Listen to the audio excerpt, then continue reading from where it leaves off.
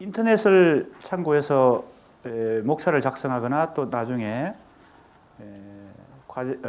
소논문을 작성하면 좋은 점수를 받을 수 없습니다. 그리고 진행 순서는 지난 시간에 제출 순서로 했는데 좀 더 효과적인 피드백을 위해서 대상 시인을 중심으로 다시 재구성해서 우리 교재의 순서대로 이상, 백석, 김춘수, 김수영 순으로 해보려고 합니다. 하다가 또 바꿀 수도 있겠죠. 아무튼 지금 생각은 그런 식으로. 그리고 같은 이상이면 제출한 순서대로.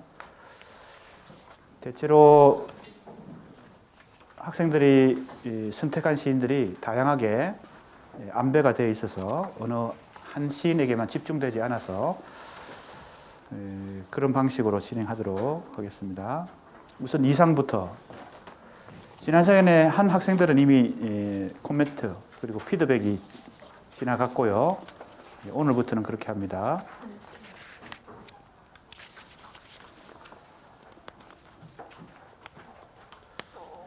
외국인 학생들은 자기 이름을 영어로만 쓰지 말고 이거 어떻게 정확하게 발음해야 되는지, 중국 학생 이름을 어떻게 발음해야 되는지 모르겠는데 이 학생이 누군가요? 이름을 이렇게 썼어요.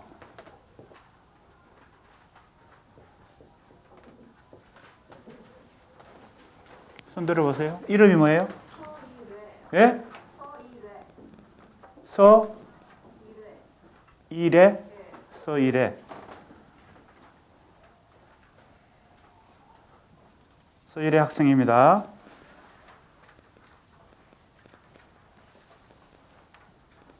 내가 물어보면 학생이 답변을 해야 되는데 지금 마이크가 준비되어 있거든요. 그런데 이 마이크가 유선입니다. 끝까지 선이 안 갈 것 같아요. 잠깐만 여기 요 앞에 책하고 다 가지고 나와서 마이크로 좀 내가 물어보면 답변을 좀 해요.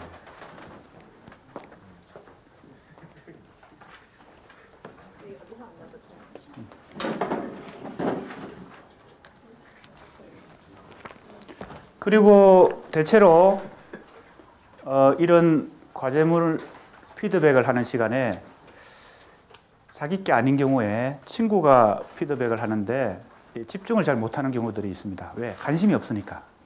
그죠? 동료에 대한 관심과 애정을 가지고 그것은 자기에 대한 관심이기도 한데 왜냐하면 친구가 하는 것을 잘 듣고 있으면 자기한테 도움이 됩니다.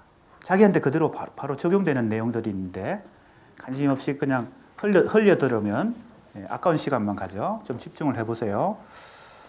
제목이 한국 현대 시인 이상에 대하여.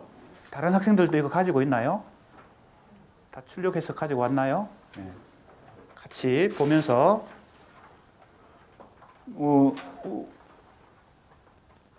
서일의? 네. 서일의 학생의 목차인데 다른 사람들에게도 내가 얘기할 기회를 줍니다. 질문을 다른 사람한테도 할 겁니다. 제목을 한국 현대 시인 이상에 대하여 이렇게 제목을 잡았는데 이렇게 잡는 것은 이 학생이 한국 현대 시인 이상에 대해서 조사해가지고 뭐 예를 들면 여기 소개한다는 식으로 지금 돼 있잖아요. 그렇게 하지 말고 내가 원하는 것은 작품을 읽고 한두 편, 이제 한 4편 정도를 찾아서 거기서 뭔가 특이하게 자기가 생각하는 거. 이게 이상시에서 뭔가가 이게 중요하겠다고 생각하는. 그러니까 다른 사람이 어떻게 보든 다른 사람이 어떻게 생각하는 건 상관없이 자기가 생각할 때 시를 읽어보니까 이런 요소가 좀 특별하다, 좀 특이하다 이런 걸 한번 포착해서 그걸 해석해보라는 겁니다. 그거 이해하도록 노력하라는 겁니다. 그렇기 때문에 1장 서론에 있는 이상에 대한 소개, 시인 소개, 문화 배경 이건 하지 말고 다 빼고 알겠습니까? 이런 건 뭐 어디 마이크로 답변하세요. 예.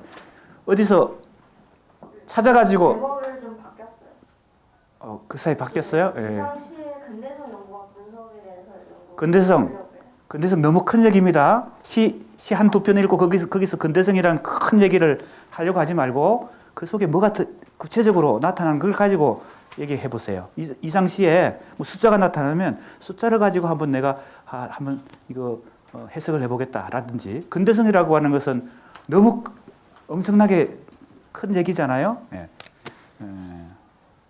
그리고 이 이상에 대한 소개, 뭐 문화 배경 이런 것은 다 어디선가 조사해서 수술해야 되니까 이런 거 하지 말고 자기 스스로 시에서 찾아낸 거 이것만 갖고 해보라는 겁니다. 참고하는 시가 이런 시, 거울, 시비, 정식, 명경, 수필까지 해요? 아니요, 그 중에 이런 시, 거울, 집이 그리고 명경이 4개를 하려고요. 그걸 하려고요? 그 중에 이 4편에서 어떤 요소를 하고 싶어요? 어떤 요소를 한번 분석하고 해석하고 싶어요? 예를 들어서 거울이라는 시에서는 시인이 거울 속에 나오는 것과 거울 밖에서 나의 어떤 모습을 가지고 있는지를 그거를 좀 자세하게 분석하고 연구할 것입니다. 다른 작품은? 다른 3편은? 다른 세 편.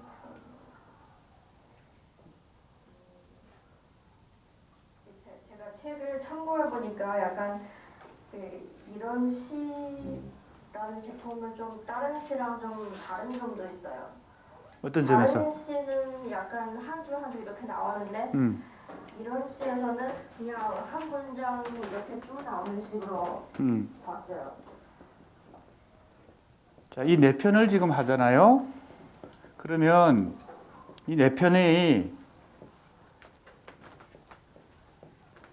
이런 시는 이런 특징이 있고, 거울은 이런 특징이 있고, 집이는 이런 특징이 있고, 명경은 이런 특징이 있다. 이렇게 따로 해서 네, 그리고 독립적으로 좀 차이점에 대해서 그러니까 독립적으로 하려고 해요. 뭔가 관련성이 있다고 생각해서 이 4편을 고른 거예요. 어떤 관련성이 있어요? 그걸 내가 지금 물어보는 겁니다. 얘기해 봅시다. 어떤 관련성이 있어요? 거울이랑 명경이라는 시에서는 약간 좀 공통성이 있는 것 같아요. 어떤 공통성이 있는데 어떤 공통성이 있는지를 얘기해야지. 명경도 거울이잖아. 명경이 뭔지 알아요? 명경이 뭐예요? 명경이란 단어가 거울이에요. 명경도 거울이에요. 그럼 둘 다 거울이 나오죠. 그럼 이 2개는 공통점이 있어요. 거울을 소재로 했다. 혹은 그 거울을 중요한 매개로 삼아서 시를 쓰고 있죠. 그럼 이 2편은 왜 골랐어요? 뭔가 자기가 이거 해볼 만하다 해서 골랐을 거 아니에요? 왜 골랐어요? 다른 시보다는 이런 시 같은 경우 저희가 외국인이라서 다른 시 좀 이해하기 좀 힘들 수도 있거든요. 그러니까 이런 시 다른 편보다 좀 짧아가지고 그냥 골랐어요. 짧았어요? 그러니까 이 4편을 고르는 하나의 어떤 관점, 그죠? 포인트, 어떤 초점, 어떤 시각, 요게 있으면 좋겠다는 겁니다. 내가 학생이 이상시의 뭐를 고찰해 보겠다 할 때 이 뭐에 해당되는 이게 아까 근대성이라고 했는데 이게 너무 이거는 엄청난 얘기니까 시에 구체적으로 나타난 걸 가지고 그걸 한번 그죠? 생각해보고 연구해보면 좋잖아요. 그러니까 이 근대성 이런 거 하지 말고 지금 거울 했으니까 이 2개는 지금 찾았어요. 거울 이미지 연구 이렇게 하면 되겠죠. 그죠? 근데 이 2개는 거울과 상관없잖아. 그러니까 4편을 고르되 뭔가 하나의 공통된 어떤 초점을 가지고 해보라는 겁니다. 그러면 이 2편은 이미 공통된 초점이 있으니까 거울이라는 이미지가 공통점이니까 나머지 2편 거울과 비슷하거나 거울의 역할을 비슷하게 하는 게 있어요? 이건 지금 짧아서 골랐다. 이건 지금 이 2편을 고른 것은 거울이 있기 때문에 골랐는데 이거는 그냥 짧아서 골랐다. 이게 좀 이상하잖아요. 그죠? 집이는 자 그러면 학생 그렇게 해보세요. 그렇게 해서 다시 재구성해 보세요. 지금 아직 이게 시작 단계니까 내가 코멘트 해주고 지금 학생이 깨달은 바를 가지고 다시 한번 지금 힌트는 지금 학생이 찾은 건 요거까지는 찾았으니까 두 개가 거울 이미지가 공통적이다. 찾았으니까 이렇게 해보면 되겠는데 나머지 두 편도 좀 비슷한 걸 찾아야 되겠죠? 같은 이미지를 찾거나. 그런데 미리 얘기하면 그랬을 때 거울이라는 작품이 나오는 거울은 어떤 역할이나 기능을 하고 혹은 의미를 가지는데 명경에 나오는 거울은 또 어떤 역할과 하는가. 이것도 X고 이것도 X고 이거 같으면 안 된다는 거예요. 이것이 가지고 있는 거울 이미지의 특성과 이것이 가지고 있는 거울 이미지의 속성이 어떻게 다른가. 그걸 염두에 두면서 분석을 해보세요. 예? 알겠습니까? 제목은 뭐 이런 식으로 되겠지. 이상시의 거울 이미지 고찰 이런 식으로 되겠지. 두 편은 또 더 찾아봐야 되겠고. 꼭 이렇게 하라는 게 아니고 예를 들면 이런 방식으로 해서 작품에 초점을 맞춰서 뭐 근대성이든 뭐든 이런 큰 얘기 하지 말고 그 자체를 가지고 자기 나름대로 생각을 한번 발전시켜 보세요. 네. 됐습니다. 네. 다음은 이재우. 예, 마이크가 그까지 가는지 한번 전달해 보세요. 가면 그냥 편하게 자기 자리에 앉아서 하면 되겠습니다. 이상의 오감도에 나타난 내면의 욕망과 분리 이랬어요. 오감도라고 하는 것은 그 중에 몇 편을 얘기하는 거예요? 제가 이제 생각한 거는 이제 제가 서론에서도 밝혔는데 이제 오감도라는 시가 이제 제가 이제 최근에 기사를 하나 봤는데 이제 제가 이제 참고한 그 전집이 그 권영민 교수의 이제 보여주세요. 웅진에서 나온 이상 전집이거든요. 웅진. 예. 뿔이죠, 뿔. 예. 뿔. 예. 근데 이제 권영민 교수였던 걸로 기억을 하는데 이제 그 기사에서 이상의 오감도라는 시가 이제 이상이 그 짧은 삶을 살았는데도 엄청나게 많은 시를 썼잖아요. 근데 이제 그 중에 30편을 원래 골라놓고 연재를 했다고 그렇게 인터뷰를 한 걸 봤거든요. 그래서 이제 그 중에 15편만 나왔던 걸로 알고 있는데 뭐가? 그 오감도라는 시. 오감도가 연작시인데 15편이 지금 나와 있어요. 그러니까 그 이제 신문에 연재됐던 게 이제 15호까지만 연재됐던 걸로 알고 있거든요. 아무튼 얘기해 보세요. 예. 그래서 이제 오감도가 오감도가 이제 이상이 이제 오감도를 연재를 하면서 쓴 시가 아니라 썼던 시들을 연재를 했던 거라면 이제 이상이 오감도라는 시를 선별했을 때 선별했던 이유가 있을 거라고 저는 생각을 했거든요. 그리고 이제 오감도라는 제목이 이제 알려졌던 바와 같이 이제 조감도에서 따온 이제 제목인 만큼 이제 어떤 이상이 이제 시를 볼 때 오감도라는 연작 시를 볼 때 이상이 그 바깥에서 오감도를 어떤 편집하는 제3의 시선을 갖고 있을 것 같다라는 생각을 했어요. 그래서 이제 읽으면서도 저는 이제 이거를 교수님께서 저에게 그 수업하셨던 이제 정신분석학과 관련된 이제 그런 개념들을 이제 염두에 두면서 읽어봤을 때 그런 이제 시선이 있다는 것을 간파할 수 있었던 것 같아서 거기에 대해서 써보고 싶거든요. 근데 지금 이재호 학생이 접근하고 있는 전체적인 방향은 이 이상이 작품을 많이 써놓고 그걸 신문에 연재하면서 선별했을 것이다.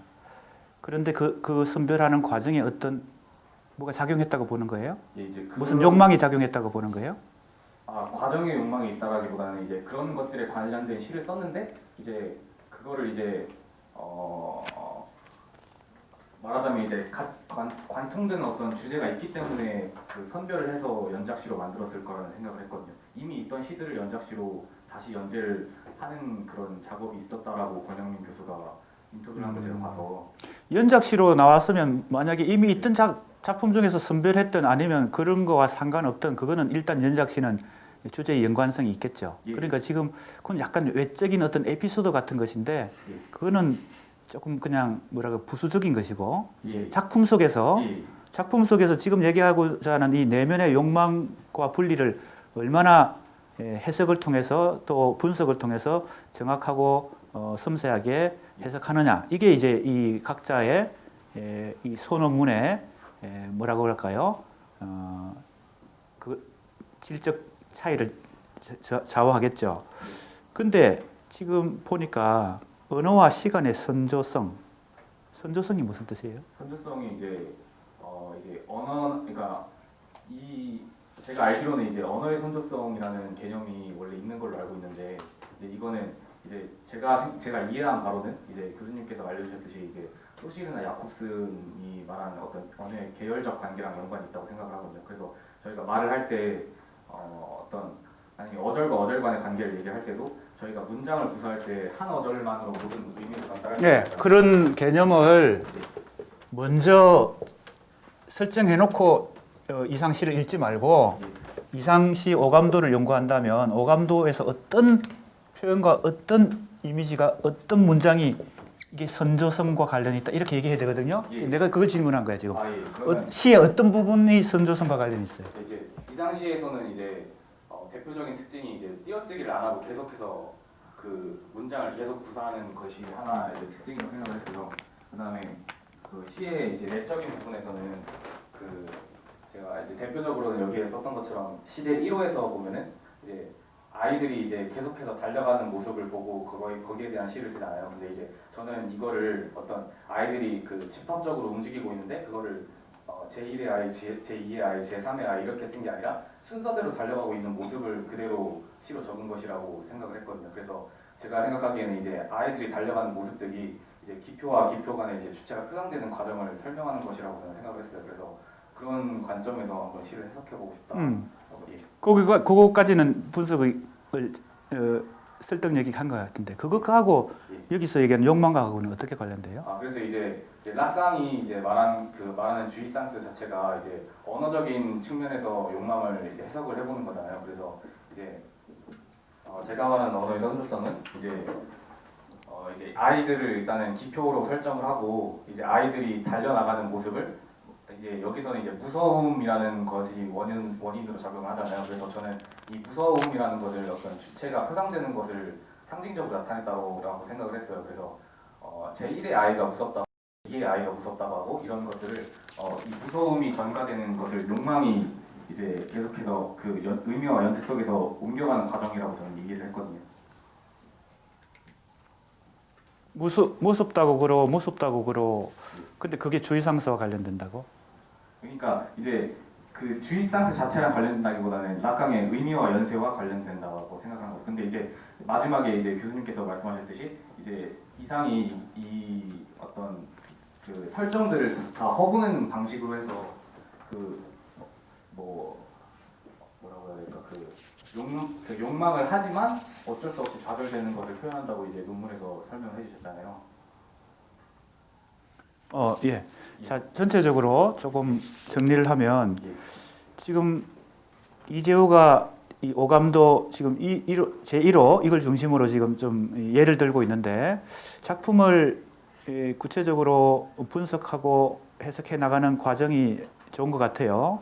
근데 여기 목차에 보면 락강의 주의상서, 프로이트의 죽음 충동, 주의상서와 죽음 충동의 연결점 이렇게 너무 개념을 결론적으로 제시하지 말고 주의상서, 죽음 충동 이거 빼고 자기 나름대로 뭔가 새로운 걸 좀 얘기해 보세요. 이게 이제 우리 교재에도 있을 뿐만 아니라 너무 이렇게 하나의 목표 결론 같은 것이 제시되고 지금 되니까 지금 말로 하고 있는 이 자기 나름의 이 분석과 해석이 오히려 가치를 잃어버릴 수가 있어요. 그러니까 그게 꼭 주의상서라는 결론으로 죽음 충동이라는 결론으로 안 가도록 하면서 자기 나름대로 다른 방향으로 한번 해석을 해보세요. 지금 과정을 보니까 설명하는 과정을 보니까 상당히 나름대로의 이 뭐라 그럴까요? 설득력을 가지고 작품을 이해하고 있는 것 같은데 그렇기 때문에 오히려 지금 교재에서 제시되고 있는 주의상서나 죽음 충동 요런 최종 결론으로 가지 말고 다른 어떤 방향을 한번 찾아보세요. 새로운 해석을 해보세요. 죽음 충동 주의상서 말고. 그러면 좀 많이 뭐랄까 제 근간이 많이 허물어지는 것 같은 느낌. 왜냐면 이제 이거를 이론에 바탕한 그 해석이라고 저는 생각하고 있어서. 뭐 큰 틀에서 그렇더라도 다른 얘기들을 좀 해보세요. 왜냐하면 분명히 교재에서 얘기하는 큰 틀하고 거의 똑같잖아. 그러니까 그렇죠. 뭔가 그 내부 세부적으로는 좀 다르게 해보세요. 내용은 다른 부분 같습니다. 그리고 이제 조금 유의해야 될 것은 이제 내가 쓴 교재도 정신분석이나 수구사상 같은 것을 방법론으로 삼았지만 너무 그것을 먼저 전제하고 작품을 해석하다 보면 대입을 하게 돼요. 특히 정신분석이든 무슨 수구사상의 개념이든 그렇게 하다 보면 이게 도식적으로 되거나 작품을 너무 어떤 사상적 혹은 정신분석 개념하고 일치시켜버리거나 이렇게 되거든요. 문학작품, 예술작품이라고 하는 것은 어떤 개념으로 다 설명할 수 없는 뭔가 미묘하고 복잡한 요소들을 다 갖고 있는데 그걸 하나의 어떤 용어로, 개념으로 그걸 수렴한다. 수렴한다 알죠? 모아가지고 집중시켜버리고 이거다 이렇게 해버리면 예를 들면 뭐 오감도는 주의상 쓰고 혹은 죽음 충동이다 이렇게만 해석하면 위험하거든요. 그러니까 그걸 조금 그 위험성을 염두에 두면서 조금 다른 어떤 해석의 뭐라고 할까요? 가능성을 좀 열어보세요. 지금 이재호 학생은 답변하는 걸 봐서 작품을 분석하거나 나름대로 해석할 수 있는 능력이 많이 있는 것 같으니까 그게 더 가치를 발휘하려면 더군다나 우리가 이번 학기에 교재를 통해서 공부한 것이 지금 이 개념하고 같으니까 다른 어떤 가능성을 열어보세요. 이제 여기 보니까 욕망과 분리 이것도 이제 정신분석적 개념인데 지금 뭐 이재호 학생이 그런 큰 틀을 지금 허물기는 어렵습니다. 그렇다면 이 세부적인 어떤 차이점을 차별성을 나름대로 한번 더 확보해 보세요. 예. 이혜현 조금 전달해 줄까요? 이쪽으로 전달하면 안 되고 그까지 갈 수 있을까? 이전 학생이 좀 이렇게 수고를 좀 해주세요. 전달하는 역할은 이전에 마이크를 사용한 학생이 전달을. 마이크가 안 가면 조금 앞으로 와서 앉으면 좋겠습니다. 이상의 시세계에 나타난 세계의 분리와 요나 콤플렉스 이랬네요.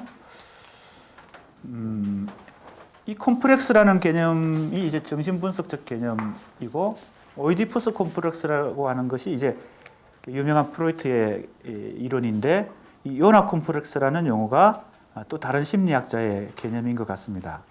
그래서 아마 이혜연 학생, 심리학과 학생이네요.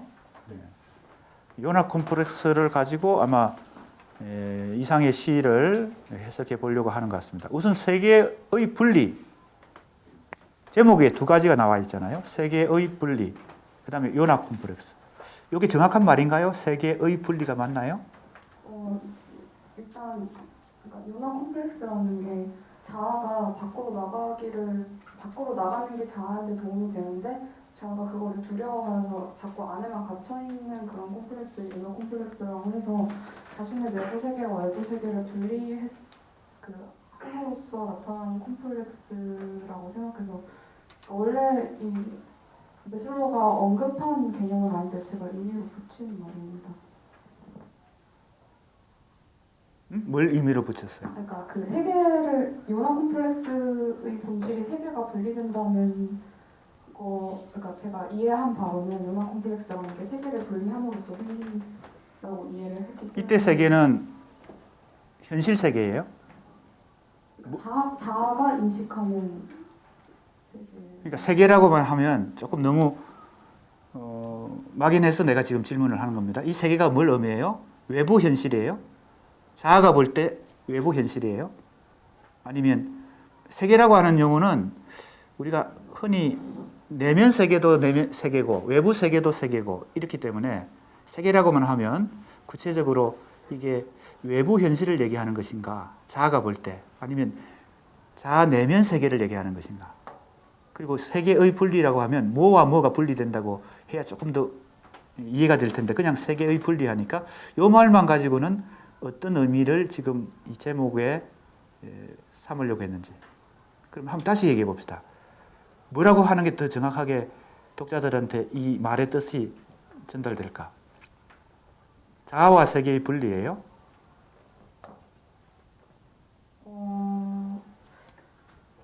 그러니까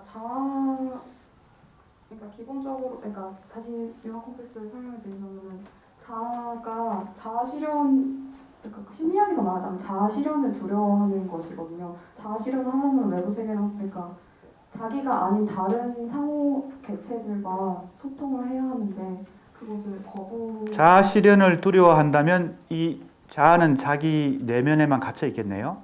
네. 그럼 이 세계의 분리라는 것은 어떤 의미예요?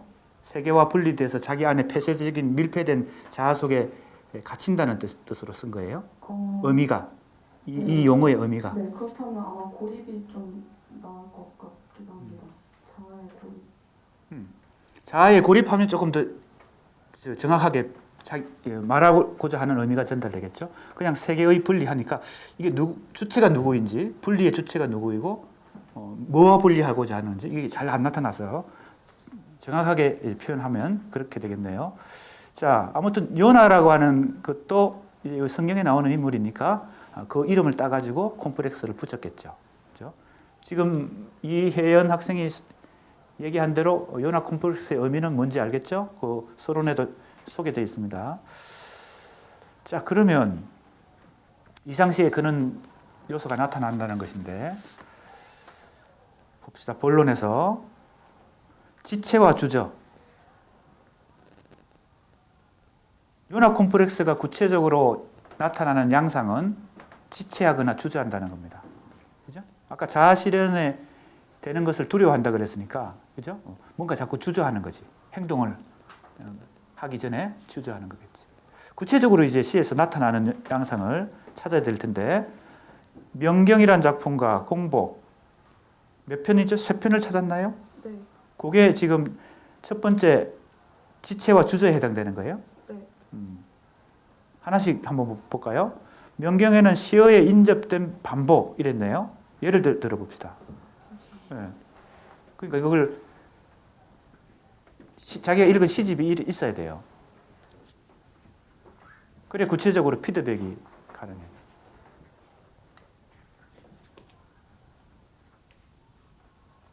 명경이라는 작품에서 어떤 구절이 이 반복이 나타나요?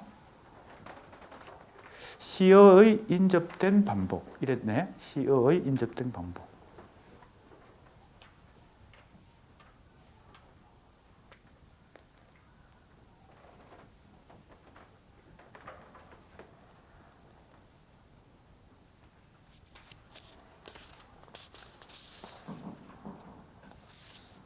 한번 그 구절을 한번 읽어봅시다.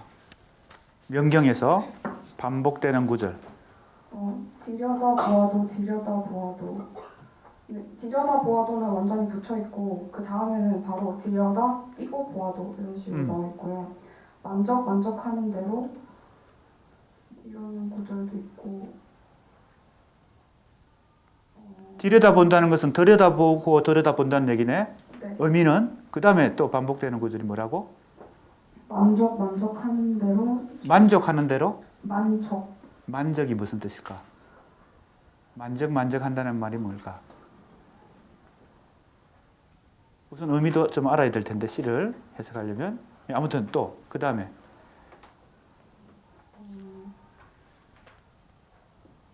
이 부분은 완벽하게 일치하지 않은지 모르겠는데 울어도 젖지 않고 맞대고 웃어도 휘지 않고 이렇게 해서 뭐뭐 해도 않고 뭐뭐 해도 않고 부분도 반복이. 근데 주로 그것이 행동의 주저다 이렇게 해석한 거예요. 그죠? 크게 보면 지금 지체하거나 주저한다는 거지. 네. 명경에서는 그런 구절이 그렇다는 거고 공복에서는 재진술인데 재진술하고 반복은 어떻게 달라요? 재진술은 같은 내용을 다른 식으로 말을 했다고 생각을 했거든요. 같은 내용을 다른 식으로 얘기했어? 그럼 우리 교재에서 공부한 개념으로 따지면 환원인데 환원? 내용은 같은데 말을 바꿔서 하는 거지. 환원. 맞아요? 예를 들어봅시다. 재진술이 그런 뜻. 지금 떨어지고 있는 것이 눈이라고 한다면 지금 떨어진 내 눈물은 눈이어야 할 것이다. 재진술. 예. 그 다음은 추측의 연세. 이건 뭐예요? 아무튼 그 화자가 뭐 어떤 대상을 보고서 어떨 것이다라고 계속 추측을 하는 잠시만요. 추측을 하는 것이 계속 연속적으로 나타나요? 연쇄적으로 나타나요? 그러니까 시 전체가 추측을 하는 형식으로 되어 있다고 음. 읽었습니다. 좋습니다. 아무튼 이게 1이고 첫 번째는 지체와 주저고 두 번째는 뭐예요? 모태세계의 지향과 이미지네. 그죠? 이 모태세계의 지향은 다시 세 편의 작품을 지금 찾았네요. 네. 도치의 진술, 대칭구조의 구애, 연결 의미의 연세 이랬네요. 대체로 지금 학생이 찾은 이 크게 두 가지 그리고 그 안에서 다시 세 가지씩 찾았잖아요. 그죠?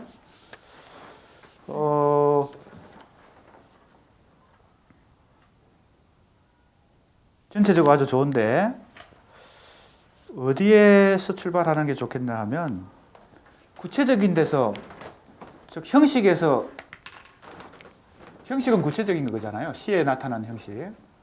그죠? 그래서 어떤 주제나 내용으로 접근하는 게 좋은데 우리 학생의 이 목차의 구성은 이걸 먼저 제시하고 그 안에 1, 2, 3에 각각 예를 들면 시어의 반복이 있고 재진술이 있고 추측의 연세가 있다. 이렇게 이제 역으로 갔거든요. 큰 틀이 요나 콤플렉스고, 그죠?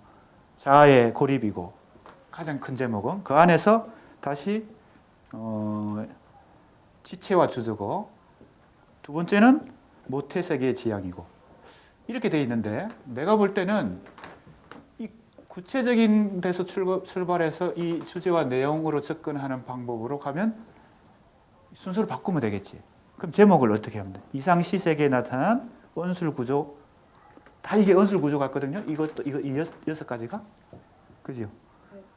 언술 구조로 재구성을 한 다음에 그 결과 이런 언술 구조가 나타나는 것에 각각이 뭐죠?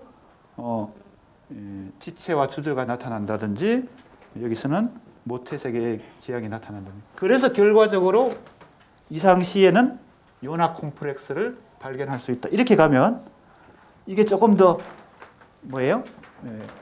자기 생각을 작품 분석을 통해서 자기 생각을 이 소논문으로 뭐예요?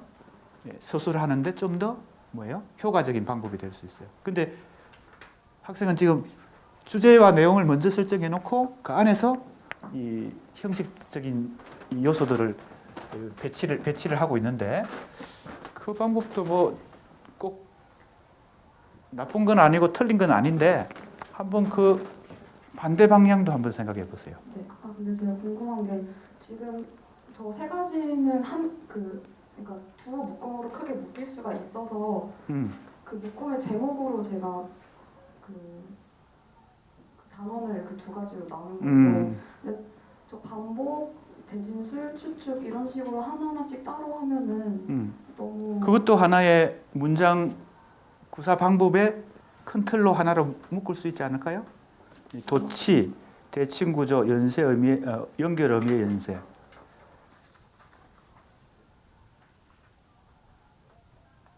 모태세계의 지향과 그 이미지하고 지체와 주저하고 지체와 주저는 주로 현실에 대한 지체와 주저고 모태세계는 내면으로 들어간다는 거잖아요. 그죠? 네.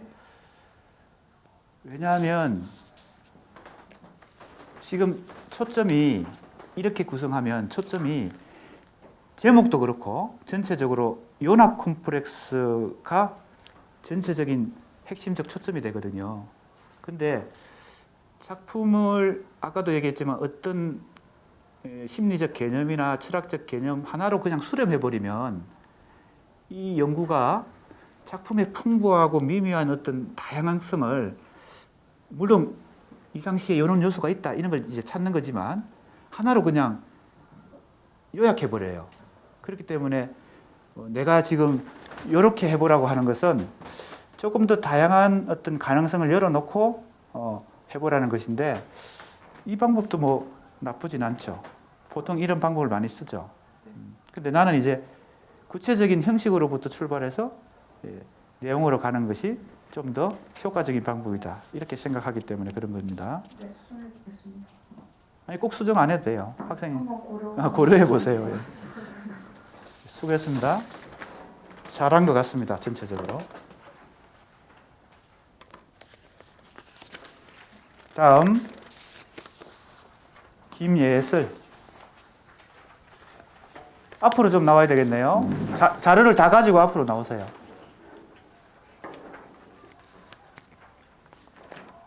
이상을 많이 한 것 같아요. 대체로 다 공평하게 백석도 하고 김춘수도 하고 김수영도 하고 이걸 가져가세요.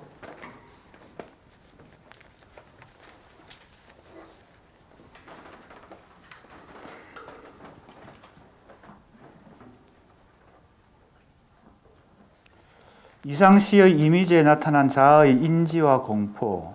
이게 제목인데 자아의 인지 그러면 좀 구체성이 더 필요하죠. 어떤 인지? 어떤 인지를 해요? 인지란 말이 여기 제목에 써있잖아. 그러니까 그 지각이 다 인지인데 특히 어떤 걸 인지하냐고. 이게 너무 포괄적인 얘기라 제목은 더 구체적으로 그리고 더 구체적인 것을 관점으로 삼아서 찾는 게 좋거든요. 어떤 인지예요? 뭐 세상을 다 그냥 인식하는 건가? 그 인식의 특성이 뭐야? 인지의 특성이 어떤 인식을 하는 거야? 이상시에서. 공포는 구체적인데 인지라고 하면 너무 폭이 넓다고 구체적인 얘기를 해야 되는데 어떤 인지를 해? 그냥 신체적인 인지 이런 걸로 말씀하시는 예, 아무튼 좀 봅시다. 연구 방법. 초기 불교의 무아 사상을 중심으로. 초기 불교의 무아 사상? 불교에 초기 불교가 있고 중기 불교가 있고 후기 불교가 있어요? 그건 어디서 공부했어요? 논문을 찾아보면서 무아 사상이 뭐예요? 사상이라는 게 나자를 써가지고 실제 내가 존재하지 않는다는 뜻이거든요. 그 가르침이 초기 불교에서 나왔다고 봤습니다. 근데 어떤 사상을 이제 어떤 시를 이해할 때 사상을 가지고 이해하는 것은 치밀한 과정을 거쳐서 결론적으로 얘기해야 되는데 본론을 한번 봅시다. 2-1 환상 속 절단된 신체를 통한 인지와 공포. 얘가 구체적인 예가 되는 작품이 1, 2 두 가지인가요? 네. 그러니까 첫 번째 요소는 절단된 신체가 이상시에 나타난다는 거네요. 근데 절단된 신체가 나타나는 것하고 그걸 분석하고 해석해서 무아사상이 있다고 이상시에 무아사상이 있다는 것은 어떻게 연결돼요? 무아사상이라는 그 마이크 대고 하세요. 무아사상이라는 게 고정적인 내가 존재하지 않는 것도 있고 그로 인해서 내가 공포심을 느낀다고 하더라고요. 왜냐하면 자아는 실제로 존재하지 않기 때문에 계속 자아는 죽고 나서 죽음과 탄생을 이제 반복한다고 해요. 무아사상에서는. 그래서 이제 그 자아의 죽음과 탄생의 반복에서 야기되는 그 공포를 이상의 시적 화자가 느꼈다고 봤습니다.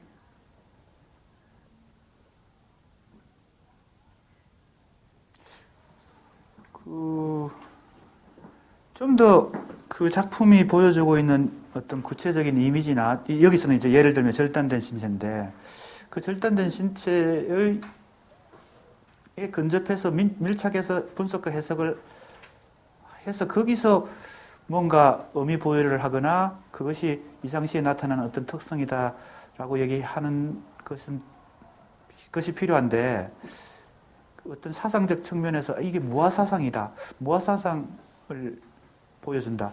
이게 너무 좀 비약된 것 같거든요. 건너뛰는 것 같거든. 너무 이 하나의 결론이 중요한 게 아니고 이 과정이, 분석의 과정이 중요한데 지금 이 무아사상이라고 하는 것하고 이러한 시에 나타난 요소들하고를 너무 바로 대입해서 얘기하려는 느낌이 들어요. 그러니까 결론을 미리 설정해 놓지 말고 무아사상이라고 하는 걸 찾아보니까 이게 뭐 이상시에서 나타난 요소들이 다 무아사상과 관련되더라 이렇게 해버리면은 이게 너무 이 분석과 해석의 절차가 크게 소용없이 그냥 결론이 중요해져 버리거든요. 그러니까 다른 학생들도 마찬가지인데 뭘 결론을 수사를 하는 수사가 범죄 현장에서 치밀하게 그리고 섬세하게 현장 조사도 하고 탐문 수사도 해서 증거를 구체적으로 찾아서 범인을 찾아야 되는데, 그죠? 처음부터 심정을 가지고 이거 무아사상이 범인이다라고 해놓고 이거 해석을 하려고 하면 어떻게 돼요? 건너뛰게 되는 거예요, 자꾸. 비약해가지고 자꾸 결론을 먼저 설정해놓고 자꾸 하니까. 내 느낌에는 좀 그런 게 듭니다, 지금. 예. 절단된 신체에서 좀 뭐예요? 그것과 관련돼서 좀 정확한 얘기를 해야 되는데, 갑자기, 그러니까 뭐 그것은, 고통을 느끼면서 자기를 모아하는 어떤 것으로 간다. 조금 그렇거든요. 예, 꼭 무아사상과 관련되는가. 만약에 그렇다면 꼭 이상이 아니라 다른 시인의 어떤, 고통을 표현하는, 표현들도 다 무아사상과 관련되겠지. 그러니까 너무 두리뭉실한 거, 너무 포괄적인 개념, 너무 포괄적인 개념으로 이걸 설명하려고 하면은 이상도 거기에 해당되지만 김춘수도 거기에 해당될 수 있거든, 그죠? 무아사상처럼 굉장히 종교적이고 큰 개념을 가지고 뭘 내가 결론을 삼아버리면 김춘수 씨도 그렇게 해석하다 보면 다 무아사상이 되죠. 김수영 씨도 무아사상과 관련이 있죠. 그러니까 너무 종교적이고 사상적인 큰 개념, 아까 근대성도 그런 것인데 큰 개념 가지고 해결하려고 하지 말고, 알겠습니까?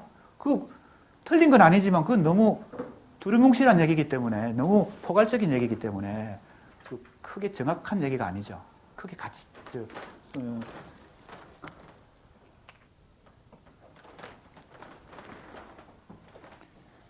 근데 지금 이제 구체적으로 찾아낸 요소는 절단된 신체, 그게 이제 시 제13호에 나타나고 각혈의 아침에도 나타난다. 두 번째는 환각을 통한 인지와 공포. 둘 다 인지와 공포네요. 둘 다 인지와 공포인데 첫 번째는 절단된 신체를 통해서 인지와 공포를 보여주고 두 번째는 환각을 통해서 보여줘요. 시 제9호 총구. 어떤 환각이 나타나요? 이 시에서요? 예. 작품을 가져왔을 거 아니야. 네. 내가 아까 그래서 가져오라고 한 거야. 읽어보세요. 어떤 식의 공포가 나타나요? 시 제9호 총구라는 작품에서 환각이 나타난다 그랬는데. 네, 여기서는 그 총을 이렇게 맞는다는 그런 촉각적인 느낌을 이제 시청하다가 느끼고 있는데. 한번 읽어보세요. 그 구절을 읽어보세요. 나는 내 소화기관에 묵직한 총신을 느끼고 내 다물은 입에 매끈매끈한 총구를 느낀다.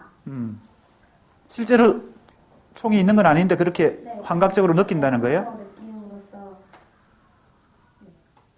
그래서 거기서 공포를 그래서 공포를 느낀다. 그 다음에 그래서 어떻게 해석했어요, 그걸? 그래서 이제 이것도 마찬가지로 무아사상에서 나타나는 그런 공포심이 이 공포심이랑 연관이 되어 있다고 생각을 했습니다. 자기가 생각해도 너무 건너뛰는 것 같지? 네. 그죠? 그러니까 어떤 총구를 느끼는 환각 속에서 공포심을 느꼈는데 그게 불교에서 얘기하는 무아사상과 관련된다. 이렇게 한 너무, 그지? 결론으로 건너뛰는 거잖아. 그러니까 너무 결론을 처음부터 설정해놓고 작품 분석을 하지 말고 치밀하게 한번 해보세요. 꼭 어떤 큰 얘기 안 해도 되니까.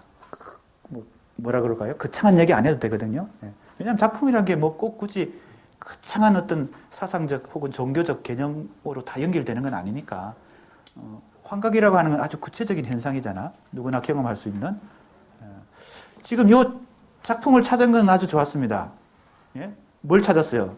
크게 두 가지 찾았는데 절단된 신체라고 하는 것이 작품 속에 나타난다. 두 번째는 환각이 나타난다. 둘 다 인지와 공포와 관련된다. 그죠? 구체적인 작품도 4편 찾아냈어요. 크게 2가지 유형이고 각각 두 편의 작품을 찾아냈어. 그러면 이제 불교 무아사상 이거 너무 좀 위험하니까 그럼 어떻게 해야 되겠어요? 이제 학생이 이제 알아서 해야 되는데 내가 이제 힌트를 좀 주면 무아사상은 우선 머릿속에서 지워버리고 크게 둘로 나눴잖아요. 그죠? 1과 2로 나눴지. 첫 번째는 절단된 신체, 두 번째는 환각이야. 이 2가지 요소가 이상시에서 아주 특징적으로 나타난다. 이게 김예슬이 볼 때는 중요한 것 같다. 그리고 이게 구체적으로 나타나는 작품이 2편 있다. 각각, 그죠? 이렇게 2편씩 있다. 그죠? 절단된 신체가 나타난 이 A라는 작품에서 이 절단된 신체가 어떤 시를 조금 인용해야 될 거 아니에요? 논문을 쓰려면 시를 인용하고 이걸 분석하면서 이 시에서는 이 A라는 시에서 어떤 구절이 절단된 신체인데 이 신체를 분석하면 그죠? 어떤 시적 의미가 있을 수도 있고 혹은 어떤 시적 효과를 만들어낼 수도 있고 어떤 기능을 할 수도 있고 그죠? 이것을 이제 분석하는 요 절차가 중요한 거죠. 이걸 치밀하게 해야 돼. 여기에 뭐 정신 분석적 개념을 사용할 수도 있고 혹은 뭐 어떤 철학적 개념 같은 걸 찾아서 적용할 수도 있고 아니면 자기가 생각하는 여러 가지 심리적 개념을 적용할 수도 있고 왜냐하면 이런 요소들이 이상시에서 정신 분석적 혹은 심리적 아까 뭐 어떤 학생이 요나 콤플렉스 이런 걸 찾아냈지만 꼭 그렇게 뭐 콤플렉스 이런 식으로만 하지 않더라도 이것을 시에 나타난 구체적인 이 절단된 신체 현상이 어떤 의미가 있는가 어떤 효과가 있는가 어떤 기능을 갖는가 이걸 이 과정을 치밀하게 네 편을 각각 따로 해야죠. 그리고 이 A도 있고 B도 있지만 절단된 신체라 그래서 A 시에 나타나는 절단된 신체의 이 의미와 시적 의미와 B 시에 나타난 절단된 신체의 이 의미가 다를 수 있으니까 이 각각을 또 A와 B의 변별성을 A-, B- 이렇게 찾아내요. 이 환각에 대해서도 C와 D 작품을 나타난 환각을 분석하면서 이 C-, D-를 찾아내야 됩니다. 그죠? 각각을 찾아내야 돼요. 하나로 그냥 만병통치약 알죠? 만병통치약. 주로 만병통치약 파는 사람들이 어떤 약사들이에요? 어떤 의사들이야? 요거만 먹으면 모든 병이 다 낫는다고 하는 사람들. 그 돌팔이 의사들이죠. 돌팔이 약사들이 길거리에서 요거만 먹으면 모든 병이 낫는다. 그런 만병통치약은 없어요. 알겠습니까? 그러니까 이상시를 하나의 어떤 그 만병통치약, 즉 개념으로 다 설명해낼 수 있는 이런 거 그 황금 열쇠는 없어요. 그러니까 더 정확하게 하나하나의 구체적인 것에 접근하도록 해야지 요거 하나 개념 가지고 모든 걸 다 해결하려고 하지 말라는 거예요. 그죠? 대체로 그런 욕망에 많이 살이 잡힙니다. 논문을 쓰다 보면. 왜? 요거 하나를 발견하면 모든 게 해결될 것 같거든. 그래서 만병통치약 비싼 돈 주고 사는데 먹어보면 설사만 나고 그런 경우가 많죠. 그러니까 아니 우리 학생은 잘했어요 지금. 잘 찾았어. 요거 잘 찾았어. 다만 이제 요걸 막 다 하나의 그냥 만병통치약으로 그냥 불교의 뭐 이게 무아사상 이렇게 해버리니까 이게 너무 중요한 것은 과정인데 하나하나를 치밀하게 해가지고 요 차이를 찾아내는 것도 중요합니다. 그걸 다 묶어가지고 하나로 그냥 다 설명해버리려고 하지 말고 좋았어요. 잘 한번 발전시켜 보세요. 다음은 조은지.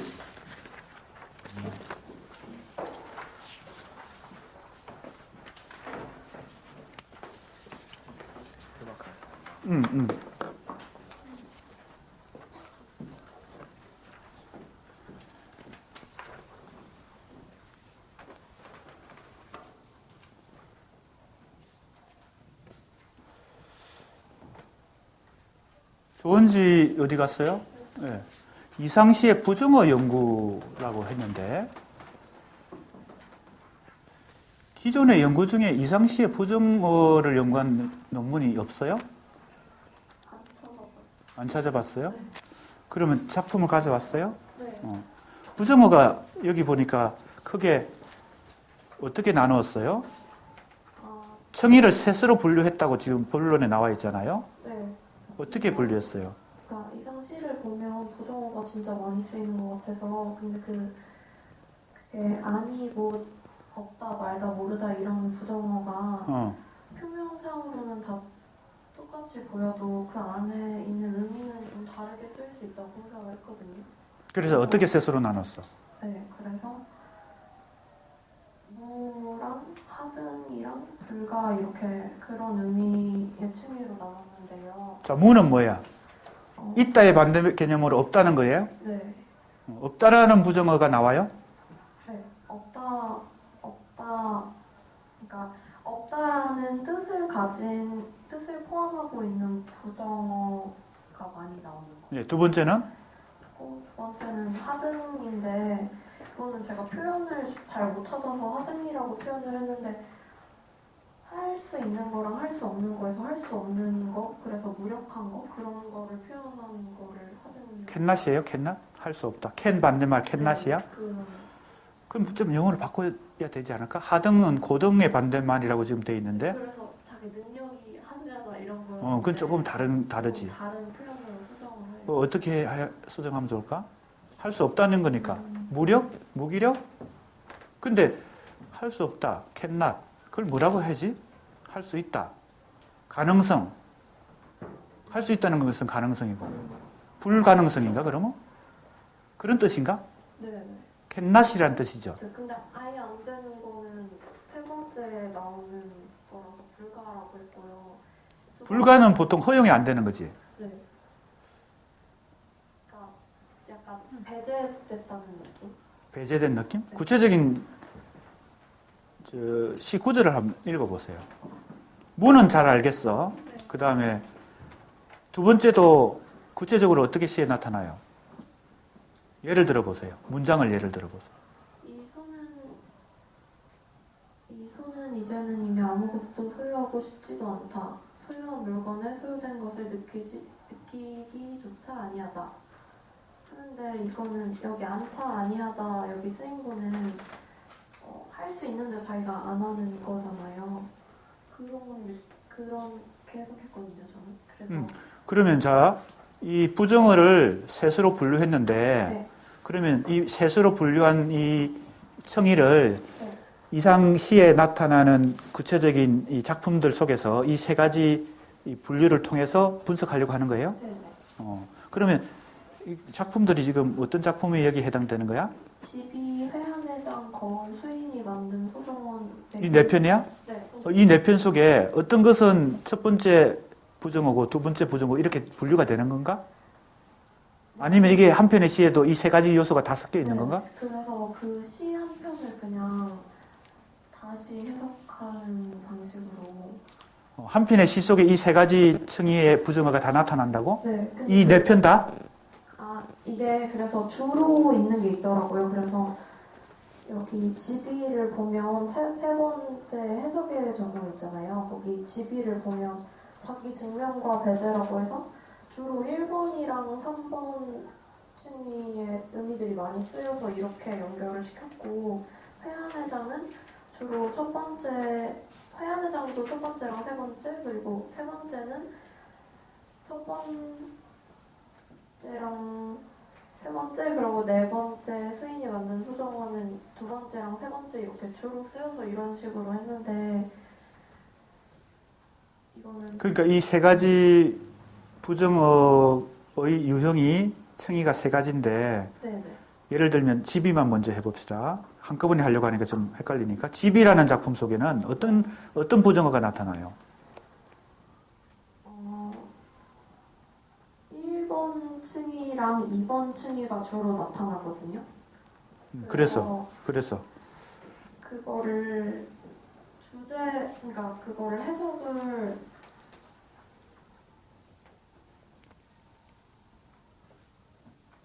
그래서 1번 층의 부정어가 많이 나타나면은 제가 왜 모모의 반대 개념으로서라고 했냐면요. 오히려 이 부정을 통해서 강조를 하려고 한 것 같았거든요. 1번은.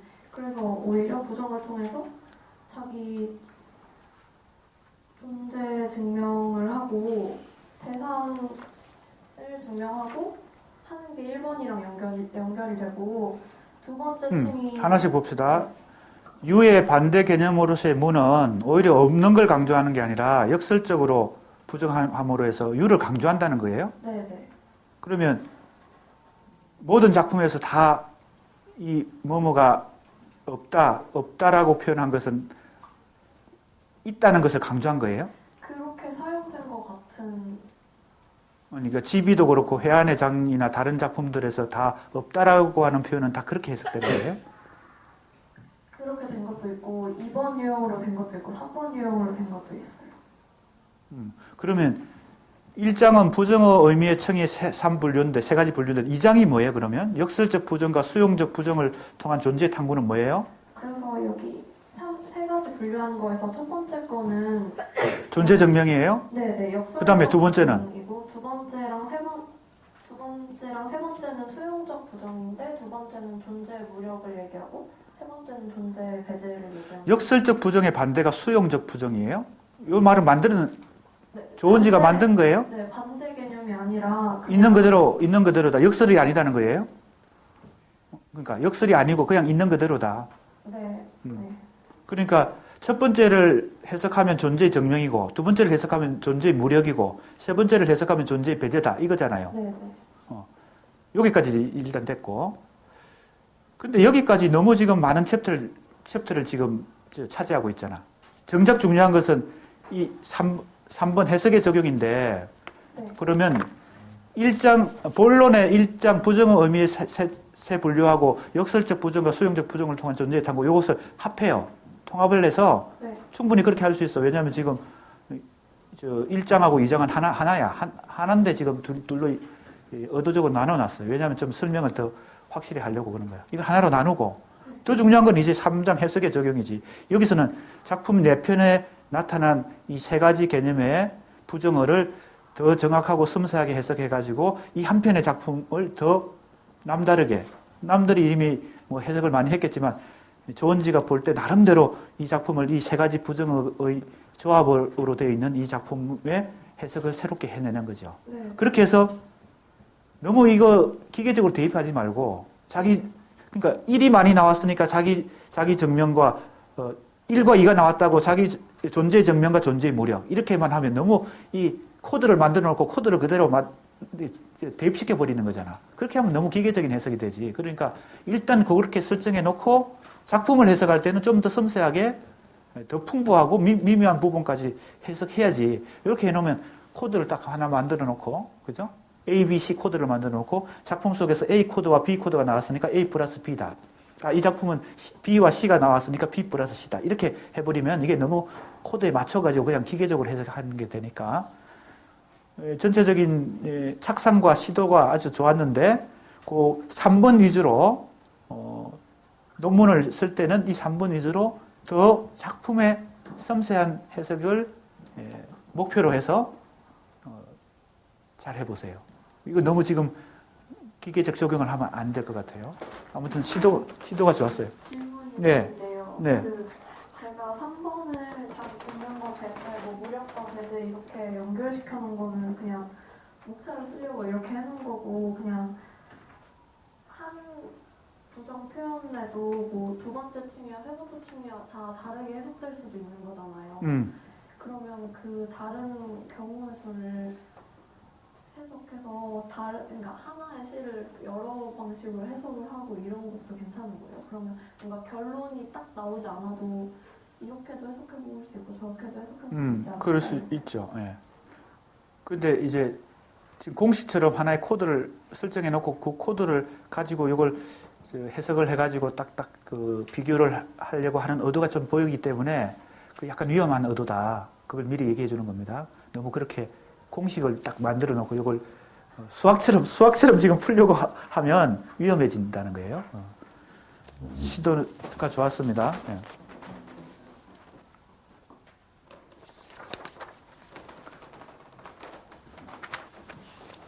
어느새 이상이 끝났네요. 이제 백석으로 넘어갑니다. 이예은 옆으로 전달하면 되겠네. 옆에 있네요. 이예언.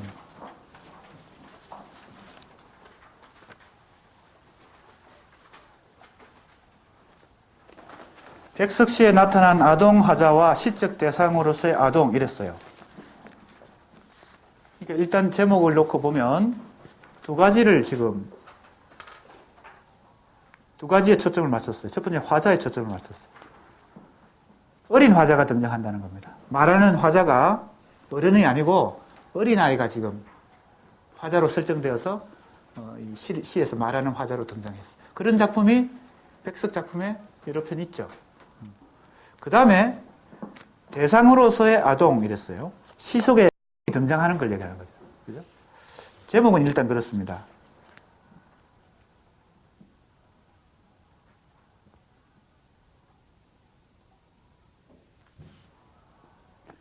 우선 연구 대상은 시집 사슴이고 아동이 두 가지로 나타나는데 화자가 아동이 나타나는 경우, 두 번째는 대상으로서 아동이 등장한다. 그래서 그걸 분석했는데 이 시 분석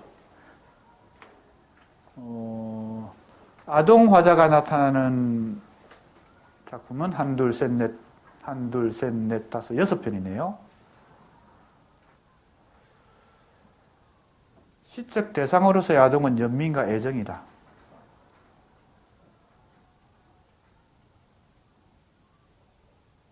연민이 나타나는 경우는 이런 작품이고 가족의 결핍이다. 가족의 결핍? 산지란 작품에 아동이 나타나나요?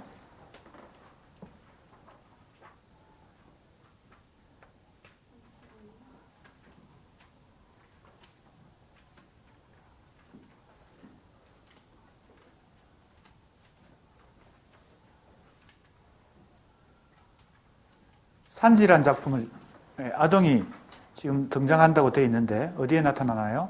그 산 너머 시골에서 나무 림치 싸고 차고 쌀이 신고 산배 촉촉히 젖어서 약물을 받으러 오는 사나이도 있다.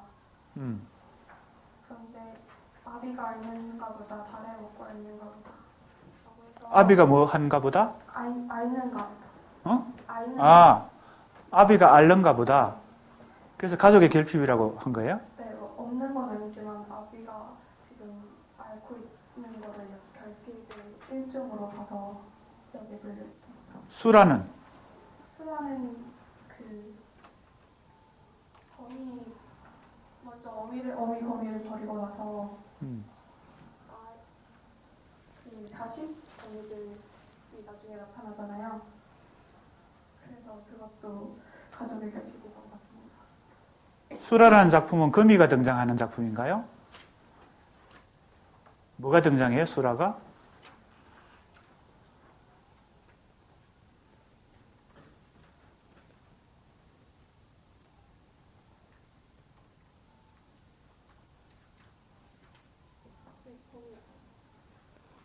내용이 전체적으로 어떤 내용이에요? 다 읽지는 말고 간단하게 작품을 읽어봤을 테니까 어떤 내용이에요? 화자가 거미를 버리는데 처음에 그 큰 거미를 버리고 나니까 점점 작은 거미들이 나타나서 자기가 버린 거미가 어미가 보다 하고 같이 있으라고 거미를 방에 있는 거미를 이렇게 쓸어 버렸는데 마당에 버렸는데 그 거미가 그 거미에게 어미 거미가 다가왔어요? 먼저 버린 거미가 큰 거미인데 나중에 작은 거미가 나타나서 그 아까 버린 큰 거미가 어미였나 보다 하고. 그럼 어미 거미가 나오고 아기 거미가 등장했네요? 네. 그것도 아동으로서 시적 대상으로 취급할 수 있을까요? 아동으로 봤어요? 예. 그 다음에 애정이 나타난 작품이 있네요. 초동일, 하답, 적경. 그런데 좋은데요? 아주 좋은데 네. 전체적인 구도가 이제 이 분류가 네. 화자가 아동인 경우, 그 다음에 대상이 아동인 경우 이렇게 둘로 나눴고 그 다음에 화자가 아동인 경우는 또 대체로 어떻다라고 나와 있는데, 그리고 대상으로서 아동이 등장한 경우는 크게 연민이 나타나거나 애정을 표현했다 이렇게 되는데, 이 구도가 전체적으로는 정형화된 것 같거든요. 그러니까 우리가 생각하는 아동 화자나 대상으로서 아동이 등장하는 이 작품에서 대체로 우리가 상식적으로 생각할 수 있는 정도의 어떤 그 내용이란 말이죠. 연민이나 애정도 그렇고, 아동이 화자가 돼서 나타나는 경우에는 어린 시절을 담담한 노조로 서술하고 있고 긍정적인 정서가 주로 이룬다 이런 정도의, 그러니까 이제 출발점, 연구의 뭐죠? 다 지워졌네. 연구의 관점이나 그죠? 방법에서 좋은 설정을 했는데, 화자와 대상으로서의 대상으로서의 아동.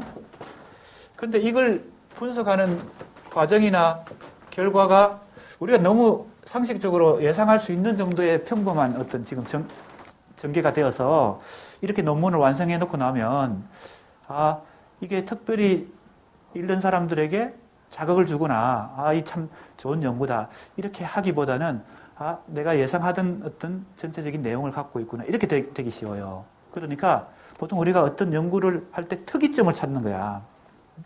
이것도 잘 찾은 것 같은데, 뭔가 이런 상식적인 전개와 상식적인 결론 말고 뭔가 새로운 걸 찾을 수 있으면 연구의 가치가 더 높아지잖아요. 그러니까 한번 뭔가 특별한 걸 한번 찾아보세요. 물론 지금 아동 화자와 대상으로서의 아동 요걸 유지하더라도 과정과 작품 분석하다 보면 뭔가 새로운 걸 발견할 수 있거든요. 이건 이제 전체적인 설계도 계획서니까 실제로 작품을, 여기 해당되는 작품이 다 제시되어 있는데 작품을 분석하는 과정에서 이런 어떤 전체적인 구상 말고, 전체적인 이 논지 말고 다른 뭔가가 새로운 걸 찾아볼 수 있으면 그게 더 가치 있는 연구가 된다는 겁니다. 알겠죠? 예. 일단 전체적인 착상과 논문의 구도가 안정감을 갖고 있어서 좋았습니다. 시간이 거의 다 되었기 때문에 오늘 여기까지 하고, 다음 시간에 계속 이런 방식으로 할 텐데, 다음 시간부터는 다른 학생들에게도 좀 질문을 하도록, 그리고 발언권을 주도록 하겠습니다. 예를 들면 나하고 발표자하고만 지금 얘기하는 식으로 피드백이 이루어지고 있는데, 다른 학생들의 의견도 좀 듣는 시간을 갖도록 하겠습니다. 수고했습니다. 수고하셨습니다.